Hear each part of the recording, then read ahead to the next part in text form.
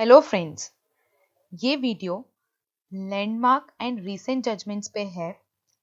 इस वीडियो में मैं आपके साथ कुछ बहुत ही important judgments Indian Supreme Court के डिस्कस करूंगी, प्लस कुछ रीसेंट जजमेंट जो कि ईयर 2017, 2016 में आपको इम्पोर्टेंट थे वो भी डिस्कस करूंगी। ये जो वीडियो है इसको आप कई कई बार देखिएगा। जब इस वीडियो को आप देखेंगे तो आपको पता चलेगा कि कैसे इंडियन लॉज या Indian case laws, Indian judicial system evolve हुआ, कैसे पहले इश्यूज डिफरेंट होते थे एंड नाउ कैसे सुप्रीम कोर्ट ने प्रोग्रेसिव डिसीजंस देना स्टार्ट किए हैं। ये सब आपको देखने को मिलेगा। ये जो वीडियो है ये आपके क्लैट एग्जामिनेशन के लिए और बाकी जितने भी इंडिया में एंट्रेंस एग्जामिनेशंस होते हैं उनके लिए बहुत ही इंपॉर्टेंट है। इनफैक्ट ये वीडियो जब आप लॉ स्कूल में पहुंच जाएंगे वहां पे भी आपको बहुत हेल्प करेगा समझने में। एंड जब भी आप न्यूज़पेपर पढ़ते हैं, जीके पढ़ते हैं, वो समझने में भी आपको बहुत ही हेल्प करेगा, बिकॉज इसमें मैं आपके साथ बहुत सारी लीगल टर्मिनोलॉजी डिस्कस करूंगी। वैसे हमने लीगल टर्म्स पे एक अलग वीडियो बनाया हुआ है, लीगल मैक्सिम में भी मैंने एक वीडियो बनाया हुआ है। उसके बावजूद भी जो टर्मिनोलॉजी वहां पे नहीं डिस्कस हुई है वो यहाँ पे आपको मिलेगी, जैसे कि यूनिफॉर्म सिविल कोड, जैसे कि बाइगेमी, काफी सारी चीजें हैं जो आपको यहाँ देखने को मिलेंगी। आइए स्टार्ट करते हैं और मैं आशा करती हूँ कि ये वीडियो आपको हेल्प करेगा। तो पहला जजमेंट जो है वो है IC Golaknath versus state of Punjab का। 1967 में ये जजमेंट डिसाइड हुआ था और इस जजमेंट को गोलकनाथ जजमेंट के नाम से भी जाना जाता है। अब मैं इसके आपको फैक्ट्स बताती हूँ। तो जजमेंट का जो सीक्वेंस रहेगा उसमें मैं आपको फैक्ट्स बताते चलूंगी, जिसको आपको कहानी के फॉर्म में समझना है इस वक्त पे, ताकि आपको वो कहानियां याद हो जाएं, राइट। एंड देन मैं आपको इश्यूज बताऊंगी, उन इश्यूज को आपको समझना है। लॉ बताऊंगी कि कौन सा आर्टिकल या कौन सा सेक्शन जो है वो इस पर्टिकुलर केस में उठाया गया था या फिर किसको रेफर किया गया है, किस सेक्शन आर्टिकल को रेफर किया गया है, वो क्या कहता है ये बताऊंगी। देन मैं बताऊंगी आपको कि उस जजमेंट में क्या हेल्ड हुआ। In few of the judgments I will tell you the effects. एक बात और जो इंपॉर्टेंट है यहाँ पे बताना कि ये जो जजमेंट्स हैं ये एक दूसरे से लिंकअप है। एक जजमेंट में क्या हुआ वो लिंक्ड है दूसरे जजमेंट से, क्योंकि जो इंडियन कोर्ट्स हैं या जो कोर्ट्स होते हैं, जो हायरार्की ऑफ कोर्ट्स होती है, उसमें सबसे पहले होता है सुप्रीम कोर्ट, उसके बाद होता है हाई कोर्ट और उसके बाद होते हैं सबऑर्डिनेट कोर्ट। आप सब जानते होंगे कि अगर आप सबऑर्डिनेट कोर्ट के डिसीजन से अग्री नहीं करते हैं या आपको लगता है कि वो जजमेंट गलत है, तो आप अपील में जाते हैं high court and then high court से अपील में जाते हैं सुप्रीम कोर्ट। तो कई बार ऐसे लाइक इस हायरार्की में जजमेंट जो है रिवर्स कर दिए जाते हैं। एंड कुछ केसेस में आप देखेंगे कि सुप्रीम कोर्ट अपने ही जजमेंट्स को रिव्यू में रिवर्स कर देता है, कभी लार्जर बेंच उसको चेंज कर देती है, या कभी जो पॉइंट ऑफ डिसीजन पहले था वो लेटर स्टेज पे मायने नहीं रखता है, या ये पाया जाता है कि वो गलत था या अगेंस्ट द कॉन्स्टिट्यूशन था, तो उसको चेंज कर दिया जाता है। तो ये सब आप इसमें देखेंगे, तो इस तरीके से ये जजमेंट्स को रिलेटेड आपको मिलेंगे। ये जो पहला जजमेंट है गोलकनाथ, उसके फैक्ट्स हैं स्टेट ऑफ पंजाब में लैंड ओनर्स जो हुआ करते थे 1967 में, उनकी लैंड्स उनसे लेके और जो उनके ही लैंड में टेनेंट्स काम कर रहे थे उनको डिस्ट्रीब्यूट की जा रही थी under land acquisition acts. Okay, तो स्टेट ऑफ पंजाब ने ऐसा एक एक्ट बनाया लैंड एक्विजिशन एक्ट का नाम का, और उससे उनकी लैंड्स एक्वायर की जा रही थी। देखिए 1967 में जो राइट टू प्रॉपर्टी है वो फंडामेंटल राइट हुआ करता था। Right to property was fundamental right that time. Fundamental right का मतलब जो पार्ट 3 ऑफ द कॉन्स्टिट्यूशन में गारंटीड है। इस वीडियो को देखने के पहले आप प्लीज पॉलिटी का वीडियो देखिए, जहां पे आपको ये पता चलेगा क्या फंडामेंटल राइट्स होते हैं, राइट, क्या डीपीएसपी होते हैं। वैसे मैं जितना हो सकता है यहाँ पे आपको बताते चलूंगी, but I would suggest please watch polity का video which is not in legal aptitude section but it is in other section, जहाँ पे अलग से आपको एक फोल्डर मिल जाएगा polity which is constitution. Right to property was a fundamental right that time, and plus it was right to occupation is also a fundamental right, occupation and profession, which is guaranteed under Article 19 of Constitution of India. So issue यहाँ पे क्या है? Issue was whether fundamental rights can be amended. क्या fundamental rights को amend किया जा सकता है? Amend का मतलब होता है क्या इनको change किया जा सकता है? या दूसरा जो issue था वो whether constitutional amendment could be passed to take away or abridged fundamental rights and whether courts could review such amendment. क्या constitutional amendment pass की जा सकती हैं जो कि abridge करे या कम करे फंडामेंटल राइट्स की ग्रेविटी को, ठीक है, और क्या कोर्ट रिव्यू कर सकता है ऐसे अमेंडमेंट्स को. these were the issues. Question in this case was regarding the validity of certain enactments related to acquisition. जैसा कि मैंने आपके बताया कि इस वक्त पे लैंड एक्वायर कर रही थी स्टेट ऑफ पंजाब लैंडलॉर्ड्स की, ठीक है. So it was the question. अब देखिए लॉ क्या इन्वॉल्व था. आर्टिकल 13 क्लॉज 2 जो कॉन्स्टिट्यूशन ऑफ इंडिया का है वो क्या कहता है? It says that state shall not make any law which takes away or in derogation to part 3 of the constitution. ठीक है, स्टेट ऐसा कोई भी लॉ नहीं बना सकता जो कि पार्ट 3 ऑफ द कॉन्स्टिट्यूशन मतलब फंडामेंटल राइट्स के अगेंस्ट हो, कंसिस्टेंट हो.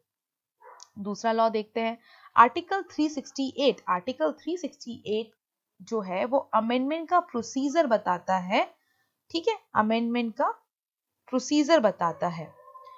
says that parliament has the power to add, vary, repeal constitution by the way of constitutional amendment and lays down the procedure for the constitutional amendments.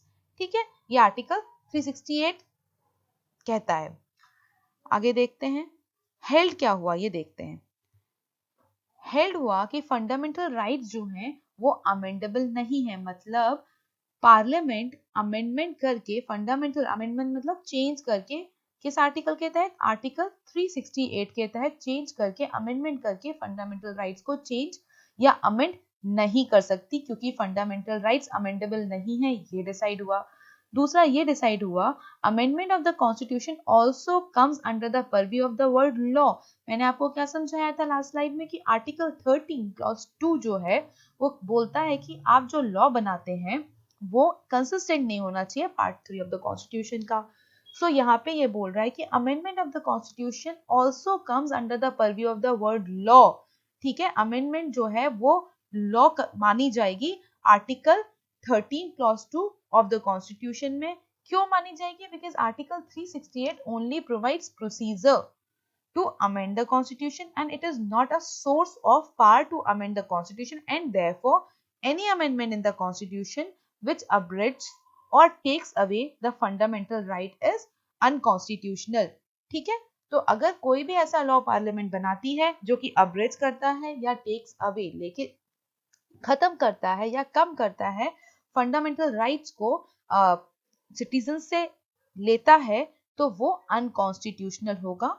ठीक है, और article 13 clause 2 में हमने पढ़ा कि कोई भी अगर ऐसा लॉ आप नहीं बना सकते जो कि अगेंस्ट हो पार्ट 3 का या कंसिस्टेंट हो पार्ट 3 ऑफ द कॉन्स्टिट्यूशन में. और हमने आर्टिकल 368 में पढ़ा कि जो भी अमेंडमेंट होगी वो लॉ कहलाएगी अंडर आर्टिकल 13 क्लॉज 2. अब आप इफेक्ट देखिए इस केस के क्या हुए. Article 368 of the constitution of India was amended, उसको अमेंड कर दिया गया, पार्लियामेंट ने अमेंड किया उसको in the year 1971 by the virtue of 24th amendment and unlimited powers of amendment was given to the parliament. Parliament ने amendment करके खुद को ही अमेंडमेंट करने के अनलिमिटेड पावर दे दिए. ठीक है, and this was done to nullify supreme court's decision in IC Golaknath case. IC Golaknath case के जो जजमेंट को, मतलब जो हमने यहाँ पढ़ा हेल्ड में जो पढ़ा, इसको नलिफाई करने के लिए ये 24th अमेंडमेंट इंट्रोड्यूस की गई. अब हम देखते हैं नेक्स्ट जजमेंट. नेक्स्ट जो जजमेंट है वो है Kesavananda Bharati versus state of Kerala. 1973 का जजमेंट है ये. Kesavananda Bharati judgment is the landmark judgment and the most important judgment of Indian legal history. ये जो जजमेंट है ये जस्टिस खन्ना ने डिलीवर किया था। आज तक की, अभी तक की सबसे बड़ी कॉन्स्टिट्यूशनल बेंच, 13 जज बेंच इसमें बैठी थी। एंड तो जो जजमेंट पास हुआ था वो 7:6 मेजोरिटी से पास हुआ था। ठीक है, सो अगेन फैक्ट्स देखते हैं। फैक्ट्स में सेम है। अगेन लैंड एक्विजिशन की बात हो रही है। केशवनंदा भारती के कुछ लैंड्स थे जो कि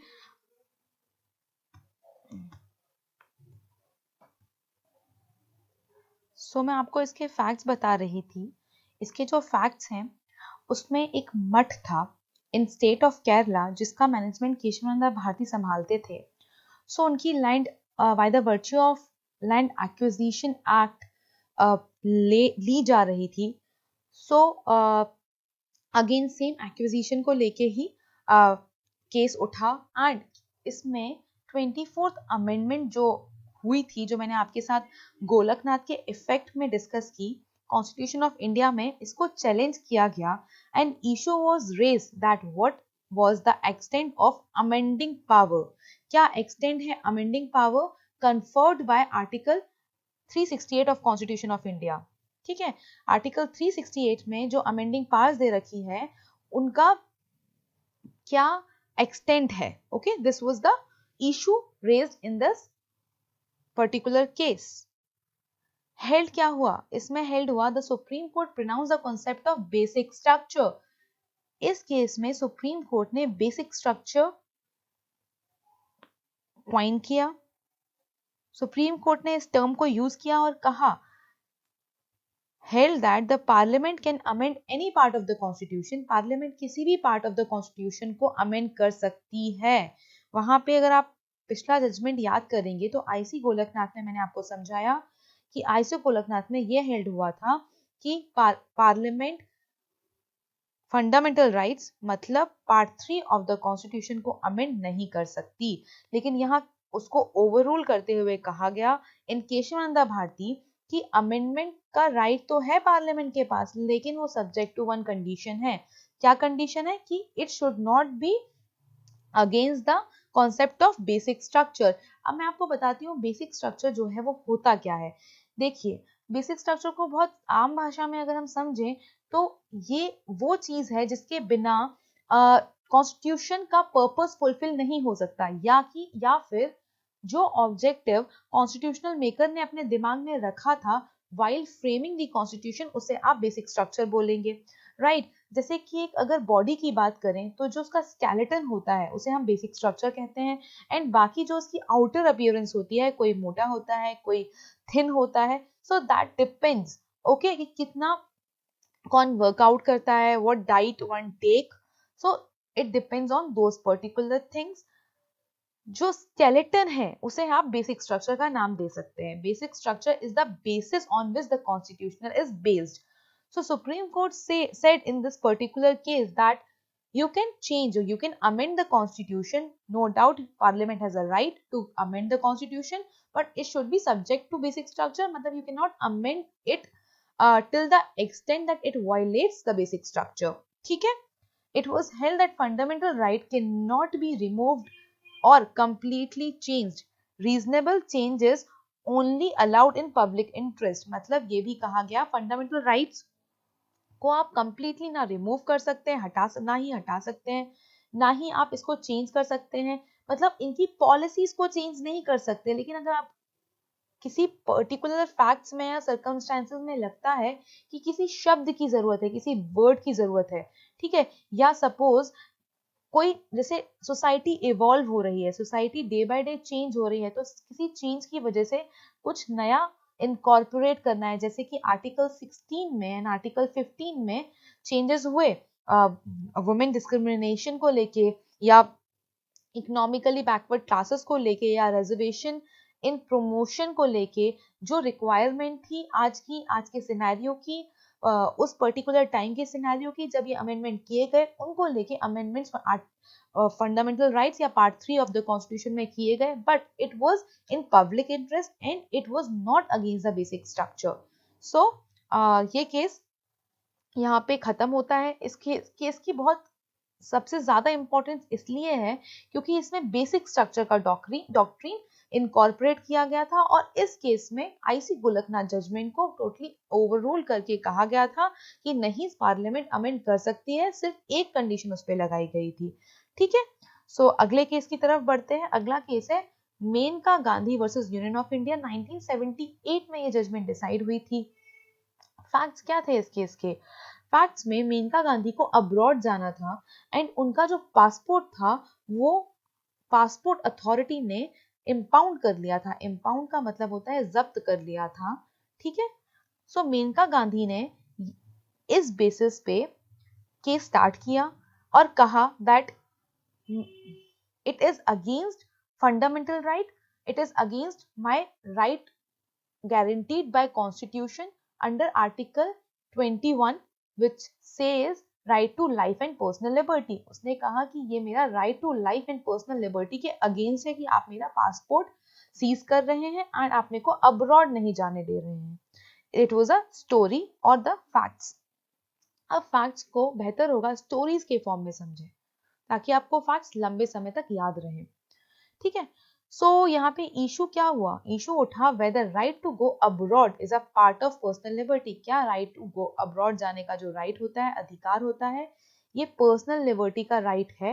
पहला इशू। दूसरा, the decision of government to impound the passport of Maneka Gandhi was challenged under article 14, 19 and 21 में इसको चैलेंज किया गया। इन आर्टिकल्स में इस जो डिसीजन था गवर्नमेंट का मेनका गांधी का पासपोर्ट इंपाउंड करने का डिसीजन, उसे चैलेंज किया गया। मैं आपको समझाती हूँ यहाँ पे कि आर्टिकल 14 एंड 19 एंड 21 एक्चुअली है क्या। आर्टिकल 14 जो है इसकी मार्जिनल हेडिंग देखिए, मार्जिनल हेडिंग जो शब्द मैं यूज कर रही हूँ उसका मतलब क्या होता है, ये आपको हमेशा काम आएगी। मार्जिनल हेडिंग का मतलब होता है जब भी आप कोई आर्टिकल पढ़ते हैं या कोई सेक्शन पढ़ते हैं तो उसमें कुछ उसकी हेडिंग होती है जो कि बोल्ड लेटर्स में होती है। ठीक है, एंड देन उसका डिस्क्रिप्शन होता है। तो मैं अगर बोलती हूँ कि इसकी मार्जिनल हेडिंग ये है तो आप समझिए उसके बोल्ड लेटर्स में उसकी हेडिंग ये कह रही है। ठीक है, सो आर्टिकल जो 14 है it talks about right to equality, right, and article 19 talks about right to speech and expression, and article 21 जो है वो गारंटी करता है right to life and personal liberty। तो ये इनकी सबकी मार्जिनल हेडिंग है। इन तीनों को मिला के बनता है गोल्डन ट्रायंगल। ठीक है, लॉ में एक फ्रेज कह लीजिए या टर्म कह लीजिए, गोल्डन ट्रायंगल नाम दिया जाता है इसको। गोल्डन ट्रायंगल वो किस किस आर्टिकल को मिला के बनाया जाता है, ये सवाल आपको पूछा जा सकता है। तो 14, 19 and 21 these are the soul of the constitution और these are the soul of fundamental rights part 3 of the constitution. So held क्या हुआ इस केस में? हेल्ड हुआ before this case the supreme court was of the view that there was no guarantee in constitution against arbitrary legislation encroaching upon personal liberty under article 21। इस case के पहले supreme court का जो view था वो ये था कि कॉन्स्टिट्यूशन देयर वाज नो कोई गारंटी नहीं है, कॉन्स्टिट्यूशन के अंदर कोई गारंटी नहीं है। अगर लेजिस्लेशन कोई ऐसा लेजिस्लेट करता है या कुछ ऐसा लेजिस्लेट करता है जो कि आर्बिट्री है या जो एनक्रोच करता है अंडर आर्टिकल 21 में किसी व्यक्ति की पर्सनल लिबर्टी को। ठीक है, तो ये व्यू नहीं था सुप्रीम कोर्ट का इस केस के पहले। It was held that article 19 and 21 are not watertight and mutually exclusive. एक और जो चीज हेल्ड हुई थी वो ये थी कि from this case supreme court enlarged the scope of article 21 का स्कोप जो है उसको एनलार्ज कर दिया गया। It was held that the right to life as interpreted in article 21 जो समझाई जाती है आर्टिकल 21 में राइट टू लाइफ की डेफिनेशन वो ज्यादा है सर्वाइवल और एनिमल एग्जिस्टेंस से। अगर कोई जानवर जीता है राइट तो उसे कोई राइट की जरूरत नहीं पड़ती है, उसे राइट टू शेल्टर की जरूरत नहीं होती है, उसे राइट टू वर्क की जरूरत नहीं होती है। तो ये कहा गया कि जो राइट टू लाइफ है वो एनिमल सर्वाइवल या एनिमल एग्जिस्टेंस से बहुत ऊपर है और उसमें इंक्लूड होता है right to live with human dignity. इस लाइन को आप याद रखिएगा, आगे केसेस में भी ये लाइन आपको बार बार दिखेगी। राइट टू लाइफ में right to live with human dignity आता है, ये इस केस में कहा गया, और कहा गया कि right to go abroad is a part of personal liberty guaranteed under article 21 of constitution of India. आशा करती हूँ मैं कि आपको ये जितने भी केस लॉज मैं पढ़ा रही हूँ वो समझ आ रहे होंगे। एंड आप जो भी ये पढ़ रहे हैं प्लीज इनको अप्लाई कीजिए।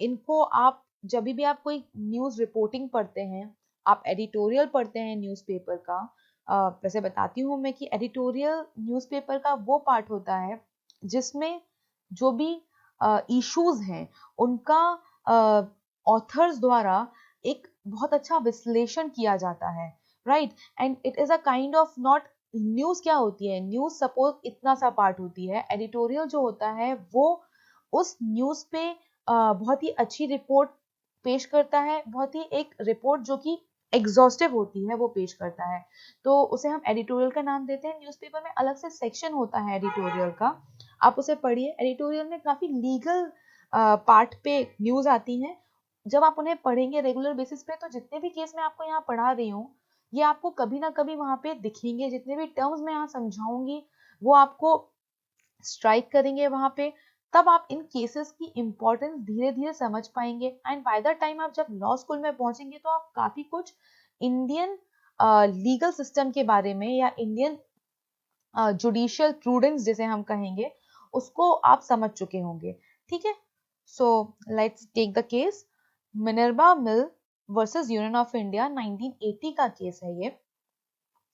सो फैक्ट्स इस प्रकार है कि मिनर्वा एक मिल थी और वो एक सिक मिल थी। सिक मिल का मतलब कि वो लॉसेस में थी, एंड यूनियन ऑफ इंडिया ने एक कानून बनाया कि जितनी भी मिल्स जो लॉस में जा रही हैं उनको हम एक्वायर कर लेंगे। सो it was in context of those laws by virtue of which Indian government was acquiring the mills, sick mills. In this case, the Supreme Court of India applied and evolved the basic structure doctrine. मैंने आपको पहले समझाया Keshavananda Bharti case में कि basic structure होता क्या है। इस केस में इस बेसिक स्ट्रक्चर को डॉक्ट्रीन को अप्लाई भी किया गया एंड इवॉल्व भी किया गया, ठीक है।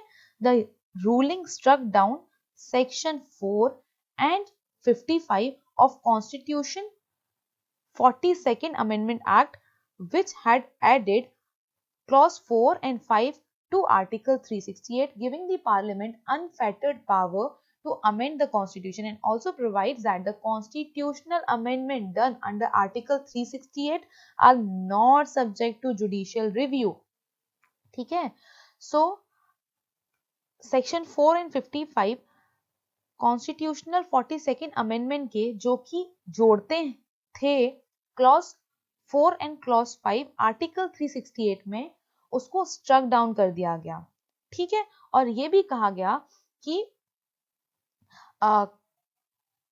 इसको जुडिशियल रिव्यू से दूर रखा जाए, it is not subjected to judicial review. Parliament ने इस अमेंडमेंट को करके अपने आप को अनफेटर्ड राइट्स दे दिए थे, राइट। अमेंडमेंट के अनफेटर्ड राइट दे दिए थे, राइट। सो मैं आपको बताती हूँ कि ये clause 4 to article 368 and clause 5 to article 368 जिसको स्ट्रक डाउन किया गया वो कहता क्या था।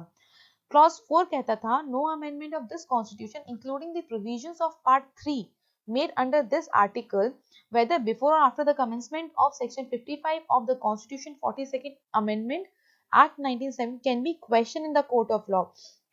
ये कहता था कि अगर पार्लियामेंट कोई भी अमेंडमेंट करती है पार्ट 3 मतलब फंडामेंटल राइट्स में, तो वो चैलेंज नहीं किया जा सकता कोर्ट ऑफ लॉ में, उस पर जुडिशियल रिव्यू नहीं होगा, ठीक है। ये कहता था। अच्छा मैं समझाती हूँ आपको जुडिशियल रिव्यू होता क्या है। जुडिशियल रिव्यू का मतलब होता है लेजिस्लेचर जब भी लेजिस्लेट करती है तो उस लेजिस्लेशन की वैलिडिटी को चेक करने के लिए सुप्रीम कोर्ट उसको टेकअप कर सकती है। सुप्रीम कोर्ट ये चेक करती है कि वो जो चेंजेस किए गए हैं, लेजिस्लेचर ने जो नया एक्ट बनाया है, जो अमेंडमेंट की है, क्या वो कॉन्स्टिट्यूशनल है या वो अनकॉन्स्टिट्यूशनल है। This is to be checked by Supreme Court under the power of judicial review. So इसका बहुत ही इंपॉर्टेंट एग्जाम्पल या फेमस एग्जाम्पल है NJAC, national judicial appointment commission. ऐसा एक एक्ट लेके आई थी लेजिस्लेचर, एंड इसके द्वारा नियुक्ति की जा रही थी सुप्रीम कोर्ट जजेस की। एंड कॉलेजियम सिस्टम जो अभी तक इंडिया में चला आ रहा है, जिसके द्वारा अभी इंडिया में जजेस की नियुक्ति होती है, उसे खत्म किया जा रहा था। अमेंडमेंट भी की गई थी कॉन्स्टिट्यूशन में, बट फिर कॉन्स्टिट्यूशन सुप्रीम कोर्ट ने इसको अनकॉन्स्टिट्यूशनल घोषित कर दिया by using its power of judicial review. ठीक है, तो judicial review is a mechanism by which supreme court check the validity of the legislation. ठीक है, उसके वैलिडिटी को चेक की जाती है कि क्या वो कॉन्स्टिट्यूशनल है या अनकॉन्स्टिट्यूशनल है। क्लॉज 5 देखते हैं। There shall be no limitation on the constituent power of parliament to amend by the way of addition, variation or repeat the provisions of this constitution under this article। ये जो clause 5 है वो कहता था कि कोई लिमिटेशन नहीं है कॉन्स्टिट्यूशन पार्लियामेंट के कॉन्स्टिट्यूएंट पावर्स पे, कोई लिमिटेशंस नहीं है। वो अमेंड कर सकता है by the way of addition, variation या रिपील। ठीक है, वो कुछ भी अमेंड कर सकता है। In this case, Supreme Court provided key clarification on the interpretation of basic structure। Basic structure के interpretation पे key clarification दिया सुप्रीम कोर्ट ने। The court unanimously का मतलब होता है सबका एक फेवर में होना, किसी का भी अगेंस्ट ना होना। Ruled that the power of the Parliament of India to amend the Constitution is limited by the Constitution. Hence, Parliament cannot exercise this limited power to grant itself an unlimited power। ये कहा गया that जो parliament है वो amendment power को use करके अपने आप को ही अनलिमिटेड पावर नहीं दे सकती। In addition, a majority of the court also held that Parliament's power to amend is not power to destroy। Parliament के पास पावर टू अमेंड तो है, लेकिन पार्लियामेंट के पास पावर टू डिस्ट्रॉय नहीं है। Hence, the Parliament cannot emasculate the fundamental rights of individuals, including the right to life, liberty and equality। Next case जो है वो है SR Bommai versus union of India, 1994 की जजमेंट है। इस केस में आर्टिकल 356 की बात की गई है। Article 356 of constitution of India president rule की बात करता है। मैं आपको यहाँ पे थोड़ा सा इमरजेंसी के बारे में बताती हूँ। हमारी कंट्री में 3 टाइप की इमरजेंसी होती हैं। कॉन्स्टिट्यूशन ऑफ इंडिया 3 टाइप की इमरजेंसी की बात करता है। पॉलिटी के वीडियो में वैसे ये तीनों इमरजेंसीज आप अच्छे से पढ़ेंगे।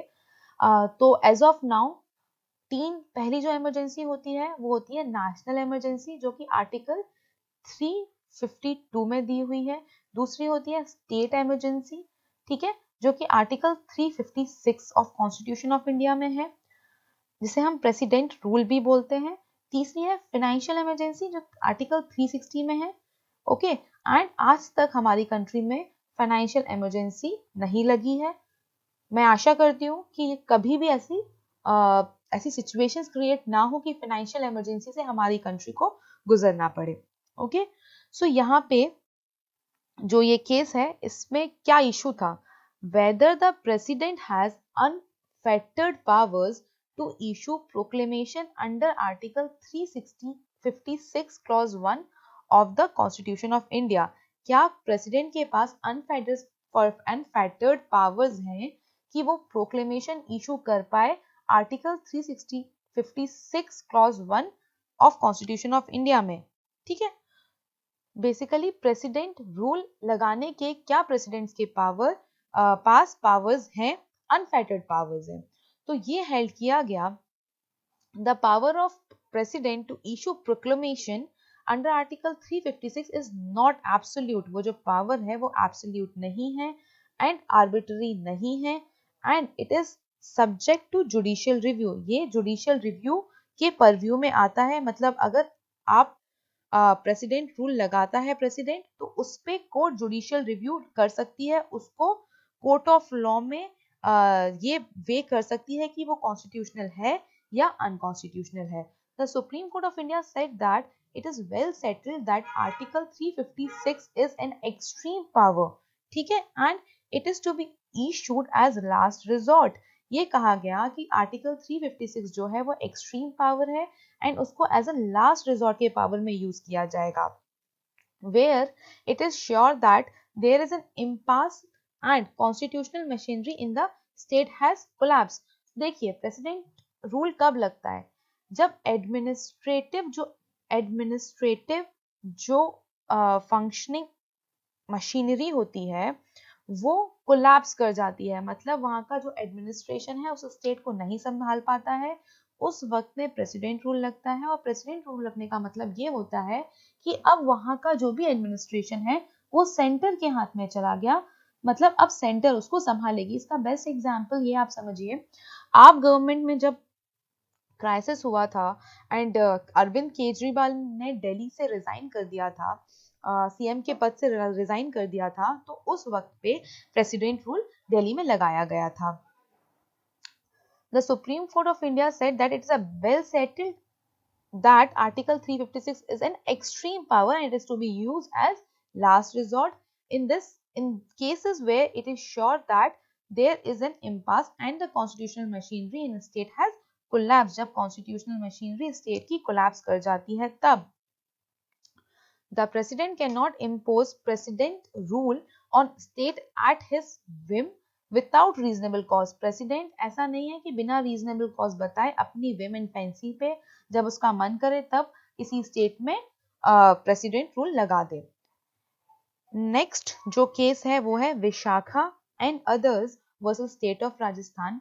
This is a very important case जो 1997 में सुप्रीम कोर्ट के द्वारा डिसाइड किया गया था। इस केस में गाइडलाइंस दी थी सुप्रीम कोर्ट ने on particular point which is related to gender equality and to prevent discrimination for women in workplace।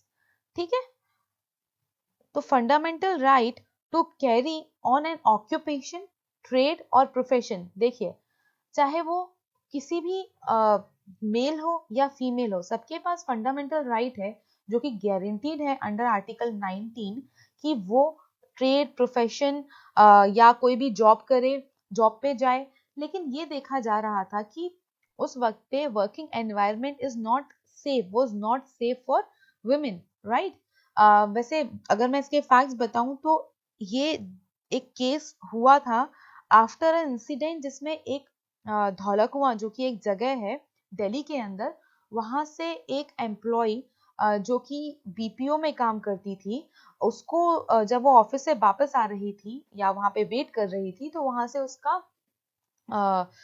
अपहरण, उसको अबडक्शन कर लिया गया था एंड देन उसका रेप किया गया था। तो उसके बाद ये केस आया एंड उसमें कोर्ट ने कहा कि अगर वुमेन को काम करना है, ठीक है, और वुमेन को काम करना चाहिए because it is a fundamental right of every citizen of this country कि उनके पास सेफ एनवायरनमेंट हो कि जिसमें वो काम कर पाए। The right to life means life with dignity. ये हमने मेनका गांधी केस में भी देखा था कि जो लाइफ होती है, राइट टू लाइफ है, उसके अंदर लाइफ विथ डिग्निटी है या लिव विथ डिग्निटी है। mere animal existence is not life।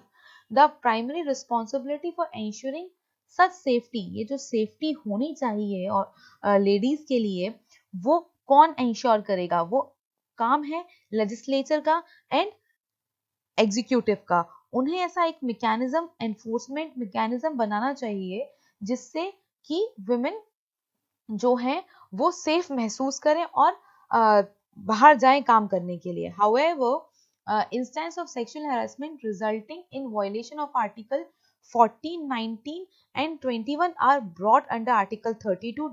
Effective redress requires that some guidelines, it was a requirement that time कि कोई guidelines बने ताकि protection हो women का workplace पे, क्योंकि वहां पे एक legislative vacuum है। देखिए मैं आपको एक चीज और समझाती हूँ। कोई भी लॉ बनाना लेजिस्लेचर का काम होता है, ना कि जुडिशरी का काम होता है, ठीक है। लेकिन जब लेजिस्लेचर ये अपना काम अच्छे से नहीं करता है, जैसे कि इस केस में हमने देखा कि कोई लॉ नहीं है कि कैसे वुमेन को प्रोटेक्ट किया जाए वर्क प्लेस पे, तो उस वक्त पे जो सुप्रीम कोर्ट होता है उसको supreme court has to step into the shoe of legislature and has to legislate by the means of guidelines। जैसे कि इस पर्टिकुलर केस में सुप्रीम कोर्ट ने गाइडलाइंस दी। क्या गाइडलाइंस थी? गाइडलाइंस में कुछ ऐसा था कि अगर सपोज कोई बीपीओ एम्प्लॉय है जो रात को वापस आती है अपनी शिफ्ट पूरी करके, तो उसे कैब वापस छोड़ने आएगी। कैब में एक जो ड्राइवर होगा वो लाइक उसका सारा डिटेल्स ऑफिस वालों के पास होगा, प्लस उसके साथ एक गार्ड होगा जो उसको अकम्पनी करेगा घर तक, ठीक है। These type of things and these type of guidelines were given under this particular case। Next case देखते हैं, KM. Nanavati versus state of Maharashtra 1959 का जजमेंट है। फैक्ट्स मैं बताती हूँ इस केस के। फैक्ट्स कुछ इस प्रकार थे। वैसे मैं पहले एक चीज बता दूं, अगर आपने मूवी कॉल्ड रुस्तम, जो कि शायद 2016 या 17 में आई थी, देखी होगी। वैसे आप लॉ स्कूल में जाने वाले हैं and this is a movie related to this particular case, very famous case. अगर नहीं देखी है तो प्लीज आई वुड से आप प्लीज इस मूवी को देखिए। अगर आपने देखी है तो आपको उसके फैक्ट्स पता होंगे, ठीक है। सो फैक्ट्स इस प्रकार थे कि के.एम. नानावती जो हैं ये एक मर्चेंट नेवी के ऑफिसर थे एंड इनको काफी बार बाहर रहना पड़ता था। एंड मीनवाइल जब ये बाहर थे तो इनकी जो बीबी थी, इनकी जो वाइफ सेल्विया जिनका नाम था, she developed relationship with mister Ahuja. Mister Ahuja जो हैं वो एक बिजनेसमैन है और के.एम. नानावती के फ्रेंड थे। उनके साथ उनका रिलेशनशिप डेवलप होता है। जब के.एम. नानावती वापस आते हैं तो सेल्विया खुद ये बात अपने मुंह से के.एम. नानावती को कन्फेस करती है। She says that I have developed relationship with mister Ahuja. KM. Nanavati वो वहां से सेल्विया को और उनके जो 2 बच्चे हैं उनको थिएटर लेके जाते हैं एंड थिएटर में छोड़ते हैं। प्लस उसके बाद वो डॉक जाते हैं, वहां से एक लाइसेंस पिस्टल जो होती है, गन जो होती है, उसको इशू कराते हैं। डायरेक्टली आहूजा के घर पे जाते हैं एंड उसका मर्डर करते हैं। उसके ऊपर गन चलाते हैं एंड वो उसका मर्डर हो जाता है, right. So the contention in this case, the issue in this case was कि क्या ये जो उनका एक्ट है वो मर्डर है या उनका एक्ट जो है वो culpable homicide not amounting to murder है, ठीक है। मतलब क्या उनका जो एक्ट है उस एक्ट के करने से उनको ये exception grave and sudden provocation की मिल जाएगी एंड जो उनका एक्ट है वो मर्डर से culpable homicide not amounting to murder में कन्वर्ट हो जाएगा। आपने अगर क्राइम का वीडियो देखा होगा तो उसमें आपने देखा होगा कि सेक्शन 300 आईपीसी का मर्डर की बात करता है। उसके कुछ एक्सेप्शंस है, अगर वो एक्सेप्शंस फुलफिल हो जाते हैं तो वो जो मर्डर है वो culpable homicide not amounting to murder बन जाता है and grave and sudden provocation is first exception to section 300 of IPC. And इस केस में लास्ट टाइम ज्यूरी ट्रायल हुआ था इन बॉम्बे हाई कोर्ट। उसके बाद इंडिया में ज्यूरी ट्रायल का सिस्टम खत्म कर दिया गया। ज्यूरी ट्रायल क्या होता है? दैट कोई भी केस डिसाइड करने के लिए ज्यूरी बिठाई जाती है। ज्यूरी बेसिक कभी लाइक 5 या उससे ज्यादा लोगों की एक ग्रुप होता है जो कि काफी नामी गिरामी लोग होते हैं सोसाइटी के एंड ये डिफरेंट डिफरेंट बैकग्राउंड से बिलोंग करते हैं। इनके हाथ में डिसीजन छोड़ दिया जाता है, जो वो डिसाइड करेंगे वही डिसीजन होगा। So this was the last case जिसमें ज्यूरी ट्रायल का कॉन्सेप्ट काम में लाया गया था। सो इस पर्टिकुलर केस में ये देखा गया कि जो मिस्टर नानावती हैं उनके पास कूलिंग पीरियड का टाइम था, उनके पास सोचने समझने का टाइम था, क्योंकि जब उनको प्रोवोकेशन मिली उनकी वाइफ की तरफ से उन्होंने तब एक्ट नहीं किया। He acted late. उस मीनवाइल उन्होंने गाड़ी चलाई, मीनवाइल उन्होंने अपने वाइफ को और बच्चों को थिएटर में छोड़ा, फिर वो डॉग गए। So it was a huge gap, ठीक है। तो ये exception grave and sudden provocation का उनको नहीं मिला था। नेक्स्ट केस देखते हैं, national legal services authority versus union of India. 2014 की जजमेंट है एंड वेरी प्रोग्रेसिव जजमेंट है सुप्रीम कोर्ट की। इस जजमेंट में सुप्रीम कोर्ट ने ट्रांसजेंडर को थर्ड जेंडर का राइट दिया, रिकग्नाइज किया उनका right as a third gender. ठीक है, in this case supreme court of India directed transgender people, right, transgender third gender people होते हैं, to be a third gender. उनको बोला गया कि ये मेल के बाद फीमेल, दो जेंडर हम सब जानते हैं, तो ये थर्ड जेंडर है। ठीक है, अभी तक हम इन्हें ट्रांसजेंडर के नाम से जानते थे, अब इनको थर्ड जेंडर का एक थर्ड जेंडर के नाम से जानेंगे या उस वैसे बोलने लगे, right. Affirm that the fundamental rights granted under the Constitution of India will be equally applicable। जो पार्ट 3 में fundamental rights constitution of India guarantee करता है वो इन पे भी लगेगा। ठीक है, and gave them the right to self identification. ठीक है, उनके पास राइट है सेल्फ आइडेंटिफिकेशन का, एज मेल, फीमेल और ट्रांसजेंडर। उनके पास राइट है कि वो अपने आप को चाहे तो मेल रिप्रेजेंट करें, फीमेल रिप्रेजेंट करें या थर्ड जेंडर रिप्रेजेंट करें। The judgement is major step towards gender equality. Okay, ये जो जजमेंट है जेंडर इक्वालिटी की और उसकी तरफ एक बहुत ही मेजर स्टेप है। Moreover the court also held that because transgender people were treated as socially and economically backward classes, क्योंकि इनको socially and economically backward classes माना जा रहा था और जो कि वो होते हैं, तो इनको रिजर्वेशन भी देना चाहिए एडमिशन इन एजुकेशनल इंस्टीट्यूशन में एंड जॉब के केसेस में। नेक्स्ट केस देखते हैं, मोहम्मद अहमद खां वर्सेस शाहबानो बेगम। 1985 की ये जजमेंट है।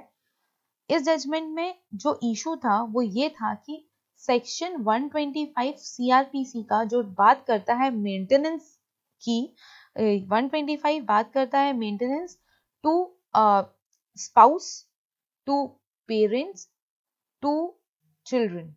ठीक है, सबके मेंटेनेंस की बात करता है, लेकिन यहाँ पे हम इस पर्टिकुलर केस के फैक्ट्स के तहत सिर्फ मेंटेनेंस स्पाउस की बात कर रहे हैं। ठीक है, which provides maintenance to wife, expression includes divorced wife who has not remarried, applies to Muslim। क्या 125, क्या सेक्शन 125 सीआरपीसी की मुस्लिम वाइफ पे भी, जिसने रीमैरिज नहीं की है, जो डाइवोर्स हो चुकी है, उस पे भी अप्लाई होगा। ठीक है, इट वाज द इशू। अब मैं आपको इसके फैक्ट्स बताती हूँ। फैक्ट्स क्या है, शाहबानो बेगम एक लेडी है जिनको उनके हस्बैंड मोहम्मद अहमद खान ने डाइवोर्स दे दिया। ठीक है, इनके 5 बच्चे हैं। She is unable to maintain herself and Muslim law में एक पीरियड होता है इद्दत का पीरियड। ठीक है, इद्दत का पीरियड का मतलब होता है जब जो मेल स्पाउस है वो जब तलाक दे देता है उसके बाद 90 डेज और 3 मंथ्स का पीरियड लेडी को सर्व करना पड़ता है, जिसमें जो हस्बैंड है उसका खर्चा उठाता है एंड उसके बाद अगर कोई मेहर, मेहर भी एक शब्द है जो मुस्लिम लॉ का इंपॉर्टेंट शब्द है, it is a kind of consideration जो फिक्स होती है शादी के टाइम पे, जिसको देना कंपलसरी है at the time of divorce. ठीक है, सो मेहर उसने दी एंड इद्दत के टाइम पे मोहम्मद अहमद खान ने शाहबानो बेगम को मेंटेन भी किया, लेकिन उसके बाद इस मोहम्मद अहमद खान ने कहा कि अब जो शाहबानो बेगम है वो मेरी लीगली वेडेड वाइफ नहीं है, she is no more my wife and now according to personal law it is not my responsibility to maintain her. And उन्होंने जो मेंटेनेंस है उसे देना बंद कर दिया। जो लोअर कोर्ट था, जो सबऑर्डिनेट कोर्ट था, उसने कुछ 28 अप्रॉक्स रुपीस का जो मेंटेनेंस है वो देने को बोला, बट शाहबानो बेगम को ये मेंटेनेंस कम लगा। उन्होंने हाई कोर्ट में अपील की एंड हाई कोर्ट ने 179 पॉइंट समथिंग रुपीस का मेंटेनेंस देने को बोला मोहम्मद अहमद खान को। एंड मोहम्मद अहमद खान ने इस मेंटेनेंस के अगेंस्ट सुप्रीम कोर्ट में अपील की, ये कहते हुए कि मुस्लिम पर्सनल लॉ में के तहत अब ये मेरी वाइफ नहीं है एंड मेरे को इसको शाहबानो बेगम को मेंटेन करने का लाइक लायबिलिटी नहीं बनती मेरी। ठीक है, this was the facts of the case. So Muslim woman has the right to claim maintenance under section 125 of Code of Criminal Procedure. The remedy under section 125 is available to wife, including the divorced wife, irrespective of religion to which they belong. किसी भी religion से वो belong करें, चाहे वो Christian हो, चाहे वो हिंदू हो, चाहे वो मुस्लिम हो, किसी भी रिलीजन से वो बिलोंग करते हैं. आर्टिकल 125 है, उससे सेक्युलर प्रोविजन का दर्जा दे दिया गया. सेक्युलर का मतलब irrespective of whatever religion you belong to, ये आप पे लगेगा ही लगेगा. आप इसमें remedy article section 125 code of criminal procedure में रेमेडी हमेशा ले सकते हैं. Next case is Sarla Mudgal versus union of India. 1995 का जजमेंट है. इस पर्टिकुलर केस में जो इश्यूज या फैक्ट्स जो थे वो इस प्रकार थे कि बहुत सारी लेडीज सफर कर रही थी क्योंकि उनके हस्बैंड मुस्लिम में कन्वर्ट हो रहे थे, इस्लाम में कन्वर्ट हो रहे थे ताकि वो दूसरी शादी कर पाए. ठीक है, बिकॉज इस्लाम में जो बाइगमी है it is allowed, but in Hindus bigamy जो है वो क्राइम है. इस्लाम एक से ज्यादा वाइफ रखने की इजाजत देता है, लेकिन हिंदूज में इट्स अ क्राइम. अगर एक से ज्यादा शादी करते हैं तो वो एक क्राइम है. इसीलिए काफी जो हस्बैंड्स हैं they were converting just to get married. This was the fact. अब देखिए क्या कहता है. The question before the court is whether a Hindu husband married under Hindu law by embracing Islam can solemnise second marriage. क्या एक Hindu husband जो already married है Hindu law में, क्या वो इस्लाम को एम्ब्रेस करके दूसरी शादी कर सकता है? The case is related to the offence of bigamy. मैंने आपको बताया वैसे बाइगमी शब्द का लीगल टर्म के वीडियो में आपको मीनिंग मिलेगा, प्लस अगर आपने क्राइम का वीडियो देखा होगा तो उसमें भी हमने समझाया है कि क्या बाइगमी होता क्या है. Conflict between the personal laws and a strong need for uniform civil code. इसमें कहा गया कि यूनिफॉर्म सिविल कोड की बहुत जरूरत है हमारी कंट्री को. अब मैं आपको बताती हूँ यूनिफॉर्म सिविल कोड होता क्या है. यूनिफॉर्म सिविल कोड को हम यूसीसी के नाम से भी जानते हैं, एंड ये आर्टिकल 44 में इसका कॉन्सेप्ट है, जो कि पार्ट 4 ऑफ द कॉन्स्टिट्यूशन में आता है. Part 4 of the constitution DPSP, directive principle of state policies की बात करता है. ये कैसे डिफर है पार्ट 3 से, कि पार्ट 3 जो है मतलब फंडामेंटल राइट्स जो हैं वो स्टेट हमें गारंटी करता है, राइट. अगर उनका वायलेशन होता है तो आप कोर्ट को अप्रोच कर सकते हैं, लेकिन अगर DPSP, directive principle of state policies का वायलेशन होता है तो आप कोर्ट को अप्रोच नहीं कर सकते, क्योंकि these are not the rights guaranteed by the state. These are the rights. These are not in fact the rights. These are the directives to the state कि अगर state के पास proper fundings हैं, resources हैं, तो state को ये चीजें पूरी करनी पड़ेंगी. तो यूसीसी जो है यूनिफॉर्म सिविल कोड है वो ये बताता है कि एक प्रॉपर सेक्युलर कोड आना चाहिए सारे पर्सनल लॉ को हटा के. पर्सनल लॉ से यहाँ पे क्या मतलब है? मुस्लिम लॉ या Hindu law, special marriage act, ऐसे सारे एक्ट नहीं होने चाहिए. इंडिया के लिए एक सेक्युलर पर्सनल लॉ बनाना चाहिए. ठीक है. सो ये बोला गया कि स्ट्रॉन्ग नीड है यूनिफॉर्म सिविल कोड की हमारी कंट्री में. The court held that the second marriage of Hindu man after being converting to Islam will be invalid. अगर वो इस्लाम में कन्वर्ट होकर दूसरी शादी करता है तो उसकी जो दूसरी शादी है अगर वो डिसॉल्व नहीं हुई है तो दूसरी शादी जो है वो इनवैलिड कहलाएगी. It was held that conversion to Islam and marrying again would not by itself dissolve the Hindu marriage. अगर कोई हिंदू ऑलरेडी मैरिड है एंड वो इस्लाम में एम्ब्रेस करके कन्वर्ट होके अगर वो दूसरी शादी करता है तो इसका मतलब ये नहीं है कि उसकी जो पहली शादी है वो डिसॉल्व हो जाएगी. The second marriage by a convert without having first marriage dissolved under law would therefore be a violation of the act and as such void in terms of 494 of the IPC. Second marriage जो होगी वो 494 जो कि bigamy बताता है या bigamy का crime बताता है उसमें पनिशेबल होगा एंड सेकेंड मैरिज void होगी. One personal law cannot be allowed to defeat the objective of the other personal law. एक personal law को दूसरे personal law के ऑब्जेक्टिव को डिफीट करने के लिए यूज नहीं किया जा सकता। नेक्स्ट जो केस है वो है Saira Bano versus union of India and others. इसे हम ट्रिपल तलाक के जजमेंट के नाम से भी जानते हैं। बहुत ही रीसेंट 2017 की जजमेंट है। इसमें ट्रिपल तलाक, इंस्टेंट ट्रिपल तलाक का जो कॉन्सेप्ट है उसे अनकॉन्स्टिट्यूशनल करार कर दिया सुप्रीम कोर्ट ने। पहले इलाहाबाद हाई कोर्ट की जजमेंट आई थी और फिर उसके बाद सुप्रीम कोर्ट की जजमेंट आई and finally it made unconstitutional. In this case, Supreme Court held Muslim practice of instant triple talaq is unconstitutional, striking it down by 3:2 majority. Saira Bano जो एक 35 साल की वुमेन थी, इन्होंने इस प्रैक्टिस को, जो इंस्टेंट ट्रिपल तलाक की प्रैक्टिस है, इसे 2016 में चैलेंज किया था। A year after her husband married for 15 years, ये जो लेडी थी वो अपने हस्बैंड से 15 साल से शादीशुदा थी एंड एक साल के बाद जब उनके हस्बैंड ने उन्हें डाइवोर्स दे दिया, प्रोनाउंसिंग ट्रिपल तलाक, मतलब तलाक को 3 बार बोल के, तलाक तलाक तलाक बोल के जब उन्हें डाइवोर्स दे दिया, तो उन्होंने इस प्रैक्टिस को चैलेंज किया in the court of law in the year 2016. Supreme court in its judgment mentioned that several Islamic countries including Pakistan do not allow triple talaq. Supreme court ने बोला कि देखिए, पाकिस्तान जो कि एक पूरे तरीके से मुस्लिम ओरिएंटेड कंट्री है, वो भी इस प्रैक्टिस को अलाउड नहीं करती, तो इंडिया में ये प्रैक्टिस क्यों अलाउड है?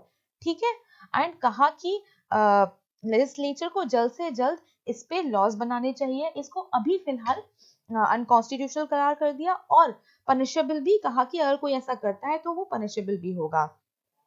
इस जजमेंट का इफेक्ट ये हुआ कि इस जजमेंट से जो मुस्लिम वुमेन है उन्हें इक्वालिटी दी गई। उनको उनका जो डिस्क्रिमिनेशन था अभी तक मुस्लिम पर्सनल लॉ के अकॉर्डिंग, उसको हटाया गया, उनको इक्वल फुटिंग पे लाया गया एंड ये एम्पावर करता है मुस्लिम वुमेन को। नेक्स्ट केस इज नास foundation versus NCT of Delhi. 2009 की जजमेंट है और इस जजमेंट में जो मेजर कंटेंशन है वो सेक्शन 377 ऑफ आईपीसी पे है। अब समझते हैं 377, सेक्शन 377 कहता क्या है।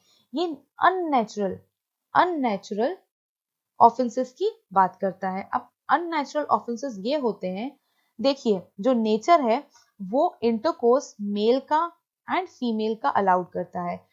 अगर इनके बीच में नहीं इंटरकोर्स होता है और एक मेल और मेल के बीच में इंटरकोर्स होता है, फीमेल और फीमेल के बीच में इंटरकोर्स होता है, या मेल और फीमेल एंड एनिमल के बीच में कोई भी इंटरकोर्स होता है, तो उसे punishable under unnatural offences under the section 377 punishable माना जाएगा। This is 377.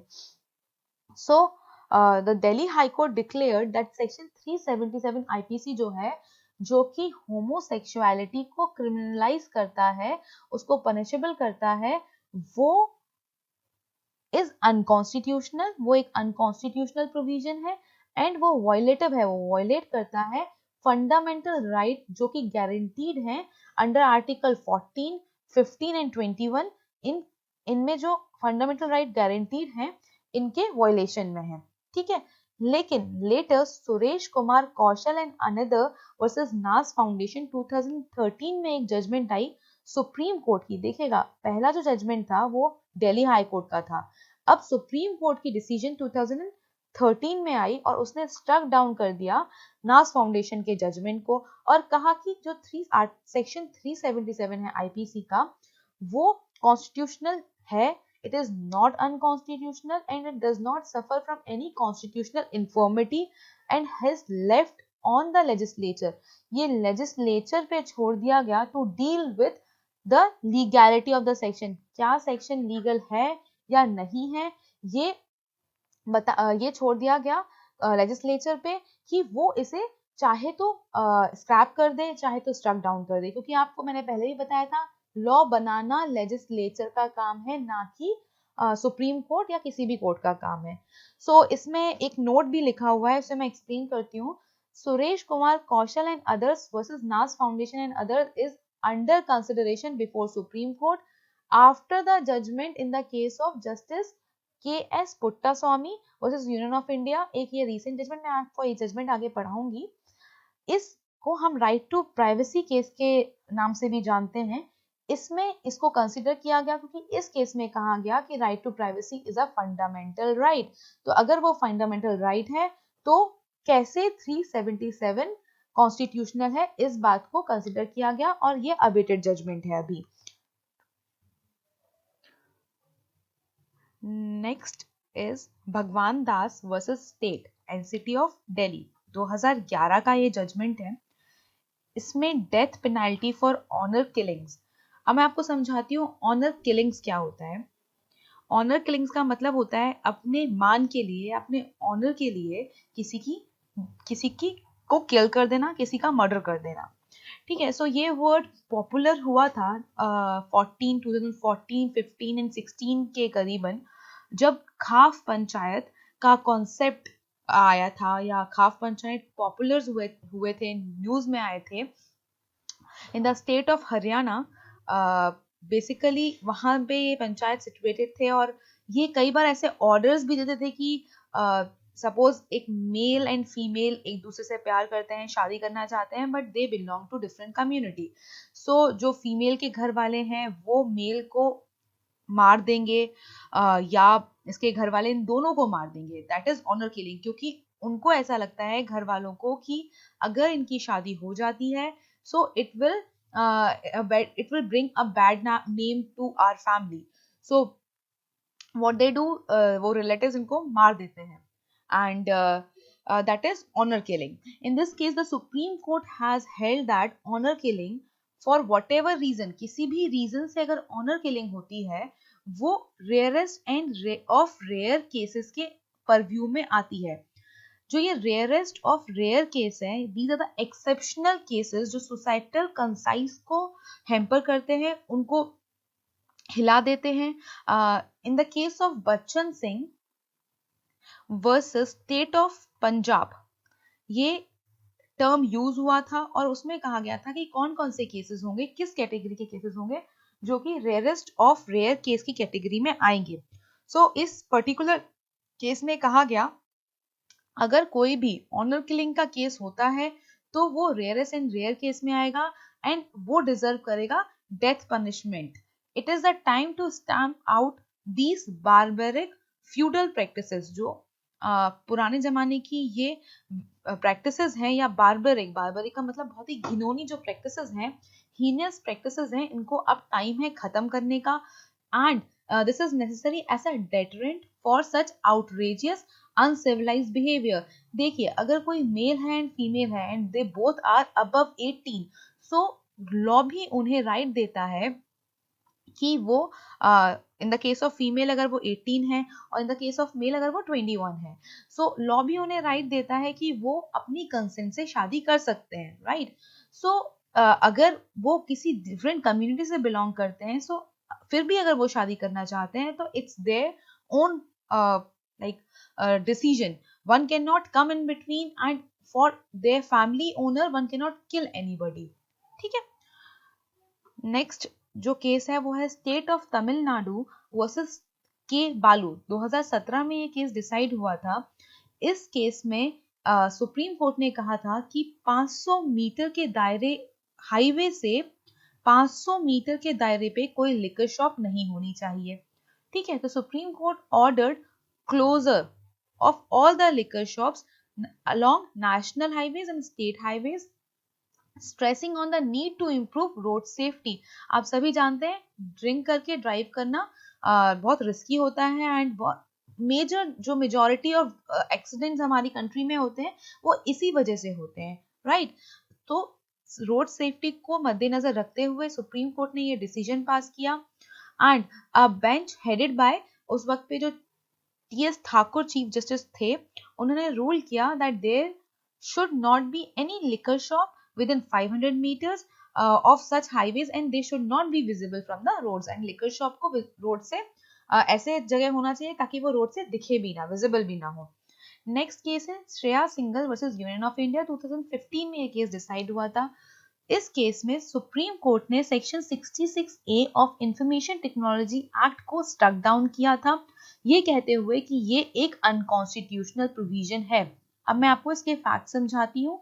इस केस में एक्चुअली मुंबई में बाल ठाकरे की डेथ के बाद जो ये ठाकरे लीडर थे, पॉलिटिकल लीडर थे, उनकी डेथ के बाद पुलिस ने 2 वुमेन को ऑफेंसिव ऑब्जेक्शनेबल कमेंट फेसबुक पे पोस्ट करने के अगेंस्ट अरेस्ट कर लिया था under section 66A of information technology act, जो कि पनिश करता है ऐसे व्यक्ति को जो कि सेंड करता है किसी भी इलेक्ट्रॉनिक रिसोर्स के थ्रू या कम्युनिकेशन डिवाइस के थ्रू कोई भी इंफॉर्मेशन जो कि ऑफेंसिव हो या फिर इस नॉलेज से कि वो गलत है ऐसी कोई इंफॉर्मेशन, वो इंफॉर्मेशन जो अनॉयंस क्रिएट करे, inconvenience, danger and insult, injury, hatred या इनविल क्रिएट करे, ऐसी कोई इंफॉर्मेशन अगर कोई डिसेमिनेट करता है तो उसे सेक्शन 66A आईटी एक्ट में गिरफ्तार कर लिया जाएगा। सो इनको गिरफ्तार कर लिया गया। बट श्रेया सिंघल जो कि एक लॉ स्टूडेंट थी उस वक्त पे, उन्होंने इसको चैलेंज किया, इस पर्टिकुलर सेक्शन को चैलेंज किया, ये कहते हुए ये वॉयलेट करता है fundamental right of speech and expression जो कि गारंटीड है under part 3 of constitution under article 19। ठीक है, सो सुप्रीम कोर्ट ने कहा yes it is unconstitutional, it is against the fundamental right of freedom of speech and expression. Next जो सवाल है वो जीजा Ghosh versus union of India. Next case 2016 का केस है। इसमें people with disability also have the right to live with dignity. इसमें कहा गया जो डिसेबल्ड लोग हैं, जिनको आप डिफरेंटली एबल्ड के नाम से भी जानते हैं, वैसे लोगों को भी डिग्निटी से जीने का अधिकार है। तो मैं आप इसके फैक्ट्स में आपको बताती हूँ। स्पाइस जेट के प्लेन में एक जीजा घोष नाम की जो एक्टिविस्ट हैं, जो डिसेबल्ड के लिए काम करती हैं, जो खुद भी डिसेबल्ड हैं, वो ट्रैवल कर रही होती हैं, उनको फोर्सिबली डीबोर्ड करा दिया जाता है उनकी डिसेबिलिटी की वजह से। सुप्रीम कोर्ट ने कहा एक bench constituted by AK Sikri justice and RK Agrawal justice ने गाइडलाइंस इश्यूज की ऐसे लोगों को कैरी उनके कैरेज के लिए, ऐसे डिसेबल्ड लोगों के कैरेज के लिए, उनकी मूवेबिलिटी के लिए, और कहा कि डिसेबल्ड के लोगों के पास या डिफरेंटली एबल्ड लोगों के पास भी right to live with dignity है। इसके पहले right to live with dignity का जो टर्म है, ये फ्रेज है, हमने मेनका गांधी के जजमेंट में देखा था।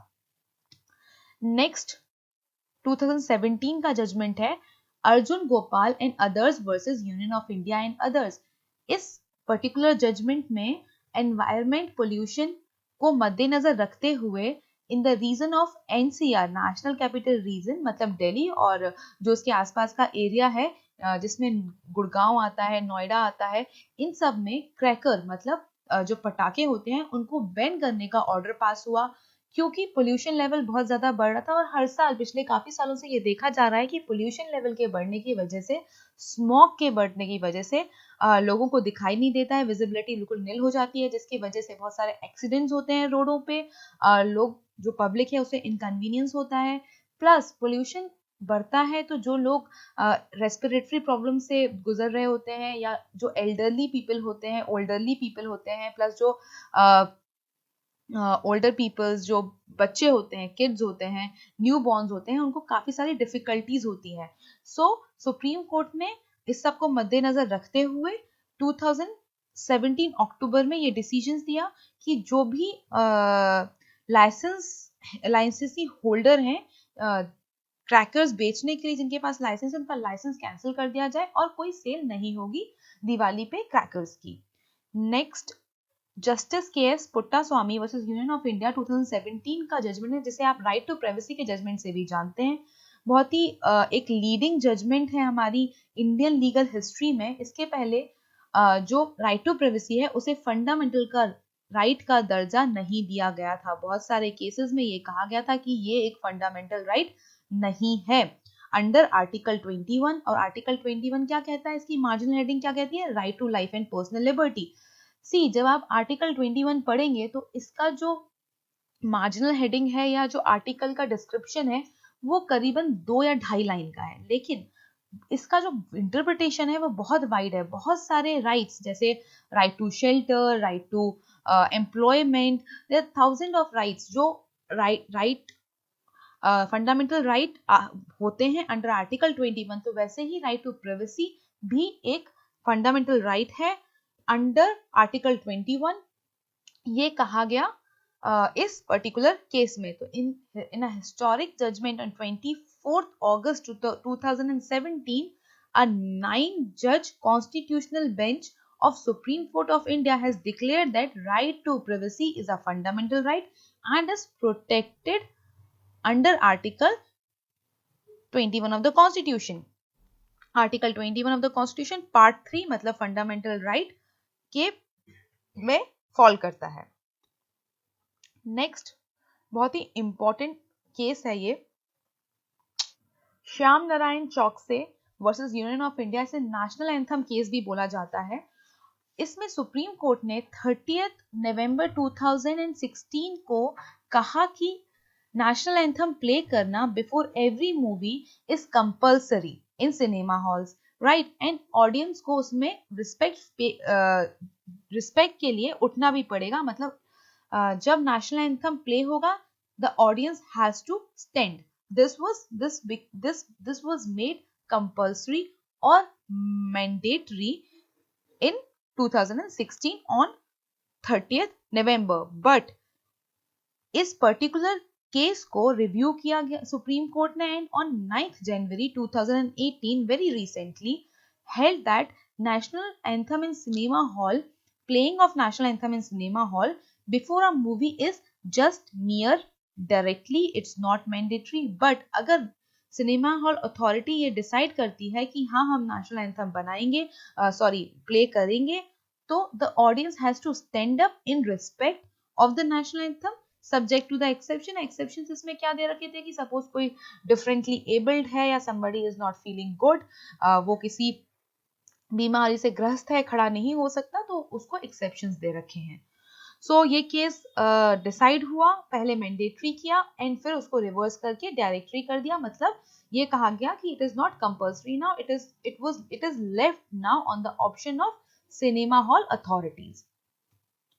Next Pawan Kumar versus state of Himachal Pradesh, 2017 का ही जजमेंट है ये भी। इसमें कहा गया women's right to love and reject. अगर आपने मूवी पिंक नाम की जो एक मूवी आई थी, बहुत ही फेमस मूवी थी, अगर ये देखी होगी तो उसमें एक बहुत ही फेमस डायलॉग है, नो मीन्स नो। मतलब अगर कोई लेडी नो बोलती है तो आपको उसको रिस्पेक्ट करना चाहिए उसके नो को, and you have to respect her that she also has the right to say no. ठीक है। So by the way I told about this movie, now facts देखते हैं एंड क्या डिसाइड हुआ इस केस में देखते हैं। One is compelled to think, India में ये सोचा जाता है या सोचने पे हम मजबूर हो जाते हैं, and constrained to deliberate why the women in this country cannot be allowed to live in peace and lead a life that is empowered with dignity and freedom। ये हम सोचने पे मजबूर हो जाते हैं कि क्यों इस कंट्री में अभी भी जो फीमेल है वो डिग्निटी की एंड फ्रीडम की लाइफ नहीं जी सकती। It has to be kept in mind that she has a right to life and entitled to love according to her choice. ये लोगों को अपने दिमाग में रखना चाहिए कि उसके पास भी राइट टू लव है, राइट टू लाइफ है, एंड उसके पास चॉइस है कि वो किसको प्यार करे, किससे शादी करे और किससे ना करे। She has an individual choice which has been legally recognized. It has to be socially respected। जो उसकी एक चॉइस है उसको सोसाइटी में रिस्पेक्ट मिलना चाहिए। No one can compel a woman to love, कि कोई किसी वुमेन को प्यार करने के लिए मजबूर नहीं किया कर सकता। She has absolute right to reject, उसके पास अधिकार है कि वो किसी को रिजेक्ट करे, राइट। सो इस सीरीज का last case but not the least very important case हम देखते हैं, independent thought versus union of India and others. 2017 में ही केस डिसाइड हुआ था। इसमें sex with minor wife is rape held हुआ था। मैं आपको समझाती हूँ हेल्ड क्या हुआ था। Section 375 IPC Indian penal code का रेप का प्रोविजन बताता है। इसमें एक बात कही गई है कि कोई भी लड़की अगर वो मैरिड है और अगर वो 15 इयर्स की है, ठीक है, और 15 से अगर 18 इयर्स की है और उसका हस्बैंड उसके साथ सेक्सुअल इंटरकोर्स करता है तो वो रेप नहीं होगा, it will not amount to rape if the age of the girl is between 15 to 18. Okay, irrespective of this, what the common law is, common law मतलब बाकी जो लेडीज हैं या लड़कियां हैं उनके लिए लॉ है कि अगर कोई 18 साल से छोटी लड़की है उसके साथ सेक्सुअल इंटरकोर्स होता है तो वो रेप होगा और उसकी कंसेंट इसमें इररेलेवेंट है, भले वो कंसेंशुअल हो या वो कंसेंशुअल ना हो, but it will amount to rape अगर लड़की की एज 18 साल से छोटी है। ठीक है, तो आइए देखते हैं इस केस में क्या कहा। इस केस में कहा कि अगर 15 से 18 साल की एक लड़की, उसका अगर हस्बैंड उसके साथ सेक्सुअल इंटरकोर्स करता है तो वो भी रेप माना जाएगा and that is a criminalised sex माना जाएगा। क्यों? क्योंकि एज जो है वो लड़की की 18 साल है। ऐसा बोला गया कि सिर्फ इसलिए कि लड़की मैरिड है तो ऐसा नहीं होगा कि मैरिज के वेल में उसका रेप हो, राइट? अगर वो 18 साल से छोटी है तो जैसे बाकी लड़कियों के साथ अगर 18 साल से छोटी लड़कियों के साथ सेक्सुअल इंटरकोर्स रेप माना जाएगा, तो एक मैरिड वुमेन के साथ भी अगर उसका हस्बैंड सेक्सुअल इंटरकोर्स करे या कोई व्यक्ति सेक्सुअल इंटरकोर्स करे तो वो रेप माना जाएगा। The age of consent has been made 18, consent की एज 18 बना दी गई 15 से, clarifying that it was not dealing with the whole issue of marital rape as such। Supreme court ने कहा कि इस वक्त पे वो सारे मैरिटल रेप के इश्यूज को नहीं कंसिडर कर रहे हैं, सिर्फ इस पर्टिकुलर पॉइंट पे वो अपना जजमेंट दे रहे हैं। The court overturned an exception in the rape law which allowed a husband to have sex with his wife aged 15 years and above with or without consent without it being punishable। पहले वो punishable नहीं होता था, but now after this judgment अगर कोई लड़की है जिसकी एज 15 से 18 साल है और डिस्पाइट वो मैरिड है, अगर उसका हस्बैंड उसके साथ सेक्सुअल इंटरकोर्स करता है तो वो रेप माना जाएगा। Thank you very much for watching this video. Watch this video as many as time as you can and take full benefit of this video. Try to learn the terminology and try to think about the terminology when you read any legal article, क्योंकि जब भी आप कोई legal article पढ़ेंगे, आप newspaper पढ़ेंगे, आप कोई न्यूज़ देखेंगे तो ये जितने भी टर्म्स मैंने इस वीडियो में यूज किए हैं वो आपको देखने को मिलेंगे, तो आप उस वक्त उनको याद कीजिए, उनको यूज करने की कोशिश कीजिए। Thanks and all the best.